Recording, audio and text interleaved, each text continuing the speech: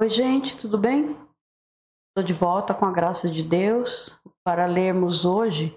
Vamos dar início ao livro de 2 Crônicas. Aqui tem uma introdução do segundo livro de Crônicas. Continua a história que foi contada em 1 Crônicas, né, que a gente já terminou de ler. O livro ele começa com o reinado de Salomão, de 970 a 931 a.C., e termina com o decreto de Ciro em 538 a.C., que permitiu a volta do povo de Israel para Jerusalém. Então aqui nós vamos ler 2 Crônicas 1, 2 e 3. Vamos orar? Pai querido, obrigado, Senhor, por mais este dia, por poder estar aqui e ler mais uma vez o seu livro sagrado, Senhor. Pai, fique conosco, Senhor. Ajude-nos, Pai querido. Dê-nos sabedoria, entendimento e discernimento, Pai, para lermos cada palavra que está escrito aqui em obediência a Ti, Senhor, em amor a Ti. Ajude-nos, Pai, a ser fiel, a andar no Teu caminho, Pai. Fique conosco, Senhor. Não nos deixe, Pai, nem um minuto. Precisamos sempre do Senhor. Cuide de nós, Pai. Abençoe e proteja a todos nós, todos os nossos familiares. Oh, Pai querido, precisamos do Senhor. A todo tempo, Senhor, precisamos de Ti. Fique conosco, Pai. Hoje eu me sinto cansada, Senhor. Parece que não consigo respirar. Peço a Tua ajuda, Senhor, me ajuda. Me ajuda, me dê ânimo, Senhor. Me dê saúde, para que eu possa continuar, Senhor. Conseguir terminar Teu livro sagrado, Pai.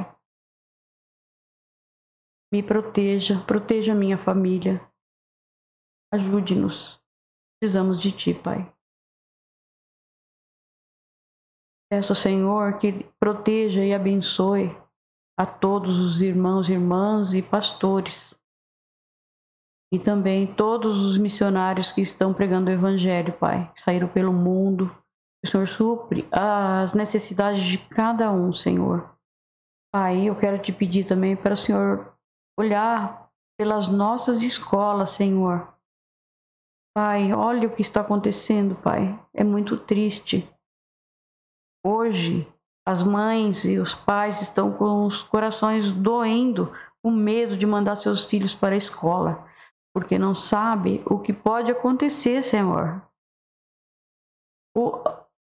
Os adolescentes estão entrando, estão fazendo cada coisa terrível. Estão matando, estão judiando, estão espancando, estão desrespeitando os professores. Ô Senhor, toma conta das nossas crianças, dos nossos pequenos, Senhor. Cuida, Senhor, porque estamos com os nossos corações dilacerados por ver tantos pequenos sendo mortos, judiados por pessoas que estão completamente à mercê do inimigo, Pai. Ajude-nos, Pai, precisamos do Senhor. Precisamos muito, porque esse mundo está muito corrompido, Senhor. Ajude-nos. Ajude-nos, Pai. Eu oro, Senhor, e te peço, em nome de Jesus, nos proteja, Senhor. Amém. Ai, gente, tô tão... Sabe, é tanta coisa que... eu vejo o que está acontecendo, eu já não gosto mais de ver jornais, eu não gosto mais de assistir nenhum repórter falando, porque cada dia tem uma tragédia nas escolas. Quando não é nas escolas, é pelo meio do caminho. Não temos mais sossego, mais paz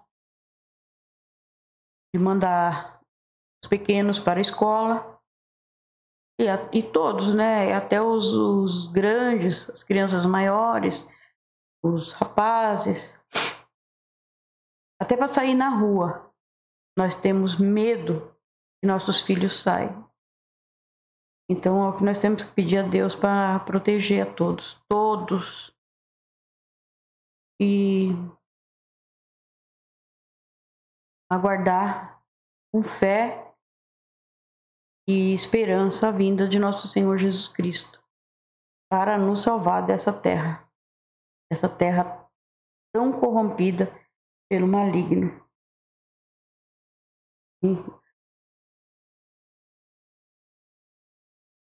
Hoje eu tô... Sabe quando você tá com lágrimas? Não para, você tá triste, eu fico triste com tudo isso. Senhor, tenha misericórdia de todos nós, Pai. Então, gente, vamos começar a leitura.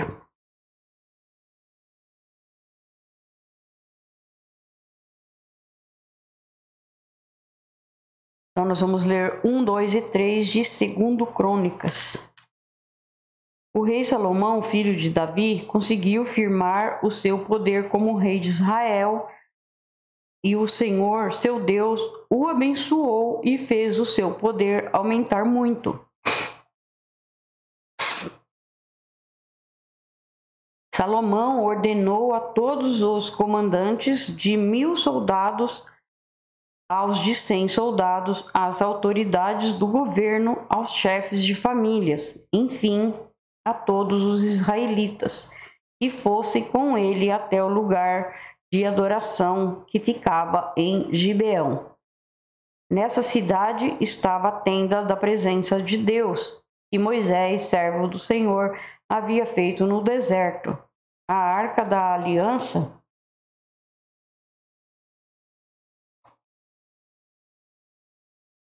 estava em Jerusalém, numa barraca que Davi tinha armado, quando havia levado a Arca de Kiriat Jearim para Jerusalém.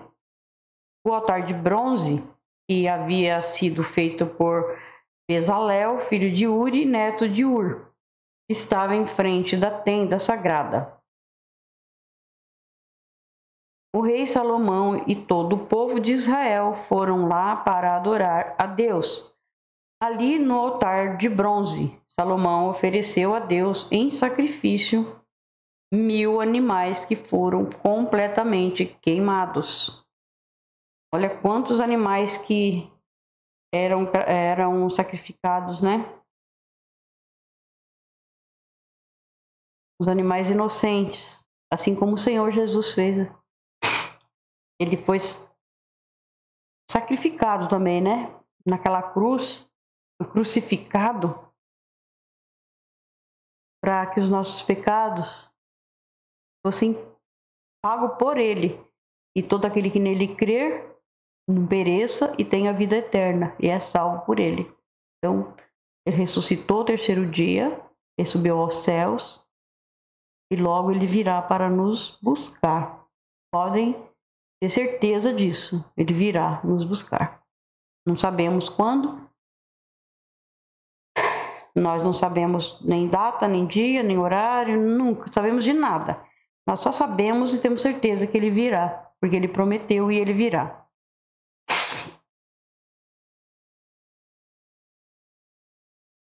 Naquela noite, Deus apareceu a Salomão e perguntou: "O que você quer que eu lhe dê?" Ele respondeu: "Tu sempre mostraste um grande amor por Davi, o meu pai, e deixaste que eu ficasse como rei no lugar dele. E agora, ó Senhor Deus, cumpre a promessa que fizeste a meu pai, já que me fizeste rei de um povo tão numeroso como o pó da terra. Dá-me sabedoria e conhecimento para que eu possa governá-lo. Se não for assim, como poderei governar este teu grande povo? Sem sabedoria, nós não conseguimos nada.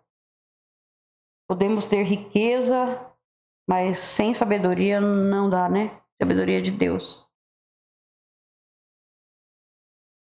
Deus disse a Salomão: visto que você pediu sabedoria e conhecimento para governar o meu povo, de quem eu fiz você rei, em vez de pedir riquezas, bens ou honras, ou a morte dos seus inimigos, ou vida longa, eu lhe darei sabedoria e conhecimento, e lhe darei também mais riquezas, bens e honras do que qualquer outro rei teve antes de você, ou terá depois. Então Salomão saiu do lugar de adoração, que ficava em Gibeão, onde estava a tenda sagrada, e voltou para Jerusalém, onde governou o povo de Israel. Agora, as riquezas de Salomão. Salomão ajuntou 1.400 carros de guerra e 12.000 cavalos de cavalarias, espalhou uma parte deles por várias cidades e deixou o resto em Jerusalém. Em Jerusalém, durante o seu reinado, a prata e o ouro era tão comum como as pedras, e havia tantos cedros como as figueiras bravas que existiam na planície de Judá. Os agentes do rei controlavam a importação de cavalos de Musri e da Cilícia e a importação de carros de guerra do Egito. Esses agentes forneciam cavalos e carros de guerra para os reis heteus e sírios, vendendo cada carro por 600 barras de prata e cada cavalo por 150 barras de prata. Terminamos o 1, vamos para o 2 de 2 Crônicas. O rei Salomão resolveu construir um templo para a adoração de Deus, o Senhor, e também um palácio para si mesmo.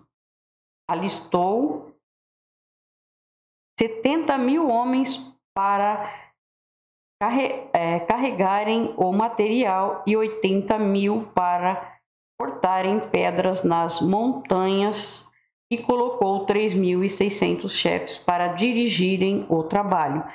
Gente, vocês imaginam, naquela época,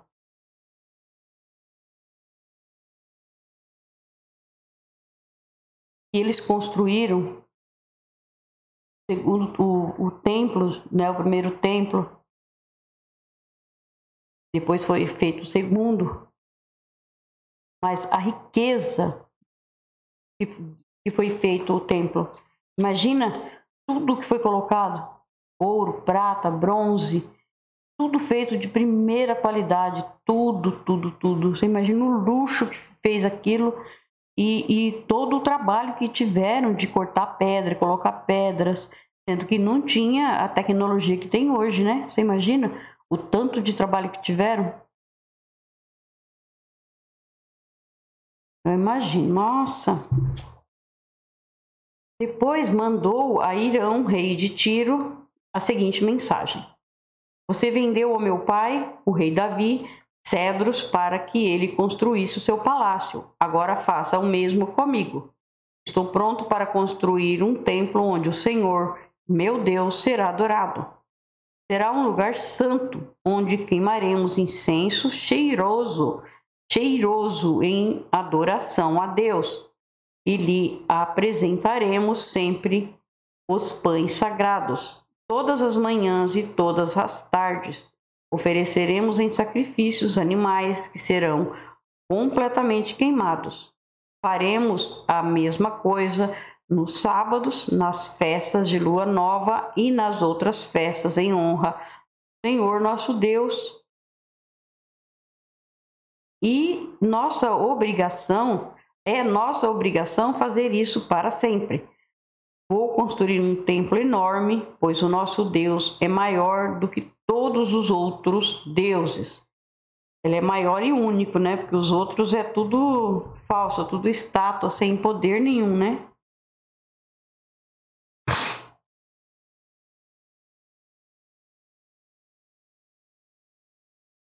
Mas se Deus não cabe nem mesmo no céu, e é tão grande, Quem pode construir um templo para ele? E quem sou eu para levantar um templo digno de Deus? A não ser que seja um lugar onde se queime incenso em honra dele. Portanto, mande-me um homem que saiba trabalhar em ouro, prata, bronze e ferro, que saiba fazer tecidos de fios de lã púrpura, vermelha e azul, e que saiba entalhar madeira.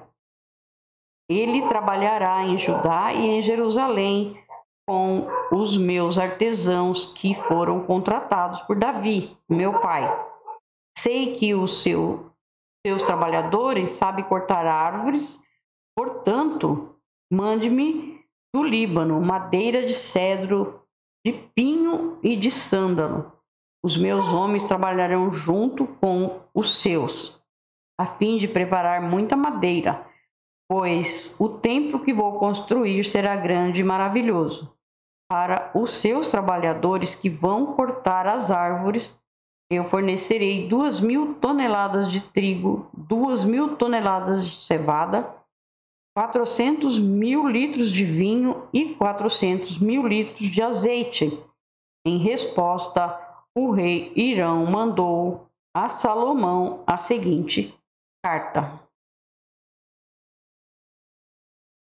O Senhor Deus ama o seu povo e por isso fez com que você fosse o rei deles. Louvado seja o Senhor, o Deus de Israel, o Criador do céu e da terra.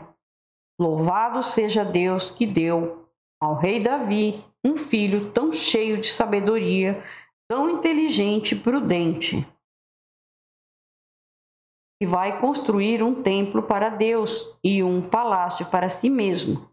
E agora eu vou lhe mandar Hurã, um mestre artesão inteligente e capaz. A sua mãe pertencia à tribo de Dan e o seu pai era da cidade de Tiro. Ele trabalhava em ouro, prata, bronze, ferro, pedra e madeira. Sabe fazer tecidos de linho fino e de fios de lã púrpura, azul e vermelha. É perito também em obras de entalhe e sabe executar qualquer desenho que lhe seja apresentado. Ele trabalhará com os seus artesãos e com os artesãos do rei Davi, o seu ilustre pai.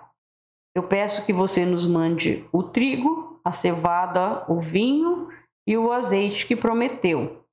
Nós cortaremos nos montes Líbanos todas as árvores que você precisar. Levaremos as toras até o mar, faremos jangadas com elas e as levaremos por mar até o porto de Jope. Dali você as levará para Jerusalém. E os preparativos para a construção do templo. O rei Salomão fez uma contagem de todos os estrangeiros que moravam em Israel, como Davi, o seu pai, tinha feito. Havia no país 153.600 estrangeiros. Salomão separou 70.000 deles para carregarem o material, 80.000 para cortarem pedras nas montanhas e 3.600 como chefes para dirigirem o trabalho. Aí vem a construção do templo e nós vamos para o capítulo 3 de 2 Crônicas.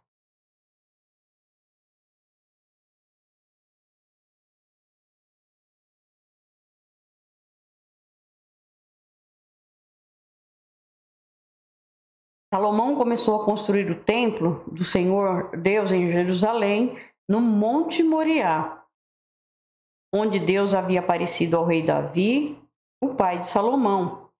O lugar que Davi tinha escolhido era o terreiro de malhar trigo de Araúna, o Jebuseu.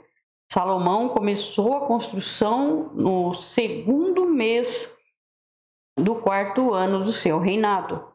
O templo que Salomão construiu media 27 metros de comprimento por 9 de largura, de acordo com o padrão antigo. A sala de entrada tinha 9 metros de largura, que era a mesma largura do santuário, e a sua altura era de 9 metros. Salomão revestiu de ouro puro o lado de dentro da sala. Ele forrou de madeira de pinho o lugar santo, revestiu de ouro puro a madeira e fez entalhes de figuras representando palmeiras e correntes. Enfeitou o templo com pedras preciosas e com ouro do país de Parvaim. Revestiu de ouro as vigas, os batentes, as paredes e as portas do templo e mandou gravar figuras de querubins nas paredes. A sala interna, isto é, o lugar santíssimo, media 9 metros de comprimento por 9 de largura, e era a mesma largura do templo. Para revestir as paredes do lugar santíssimo foram usados mais de 20.000 quilos de ouro. O ouro usado para dourar os pregos pesava mais de meio.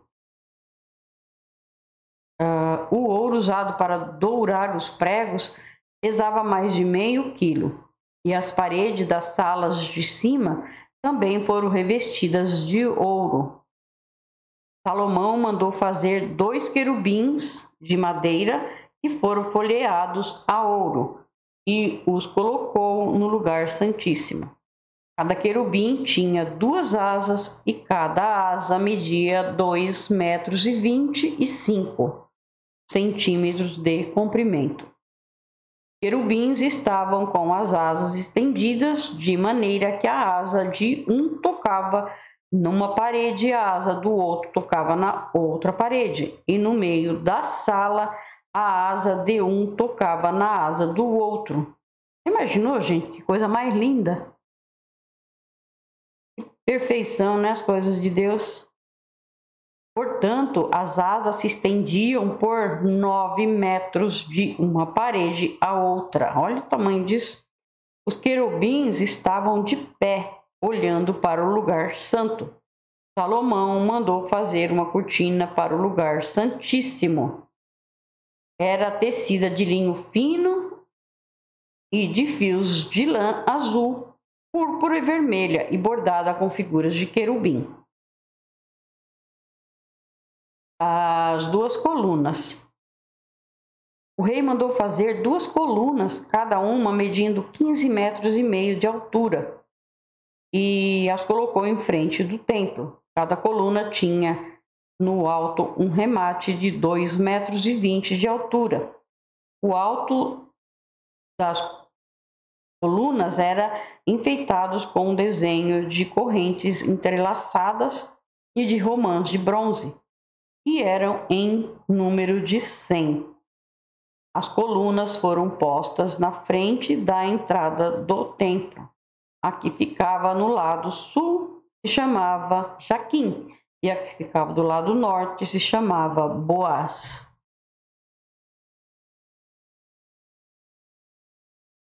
É tudo feito pelas mãos do Senhor, né? E nós imaginamos isso, que coisa mais linda, né? Então, nós terminamos também o 3. Obrigado, meu Deus, por mais essa leitura tão abençoada. Peço ao Senhor que abençoe a todos. Fique com o Senhor Jesus.